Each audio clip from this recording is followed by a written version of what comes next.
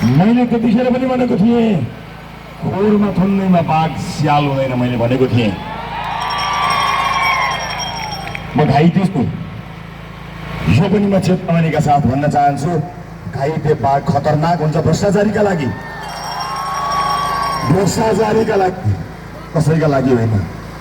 आमा बुवा दाजुभाइ दिदीबहिनीहरू, नेपाली युग कुरेर यो चेतना प्राप्त गरेका छन्। एउटा युग कुरेर हामीले बिर्सन मिल्दैन, हामीले बिर्सन मिल्दैन। हाम्रा छोराछोरीहरूलाई रुवाउँदै रुवाउँदै एयरपोर्टबाट खाडी पठाएको हामीले बिर्सन मिल्दैन, हामी बिर्सदैनौँ, हामी बिर्सदैनौँ। हाम्रा दाजुभाइहरूमा पसिना र आँसु बगाएका छन्, तिनको आँसु र पसिनाको एक एक थोपा हामी बिर्सदैनौँ, हामी बिर्सदैनौँ, एक एक थोपा बिर्सने छैनौँ, हामी बिर्सने छैनौँ। देशको सङ्कटे टाट पल्टेर महल बनाएकाहरूलाई हामीले चिनेका छौँ। प्रतिशोध लिन्नौँ तर हिसाब लिन्छौँ है, हिसाब लिन्छौँ। यो नसन्तुलता प्रतिशोध हामी लिँदैनौँ, हामी राजनैतिक प्रतिशोध लिन आएका होइनौँ। हाम्रो शत्रु भनेको पुराना दल र पुराना नेता होइनन्, हाम्रो शत्रु भनेको साझा छ।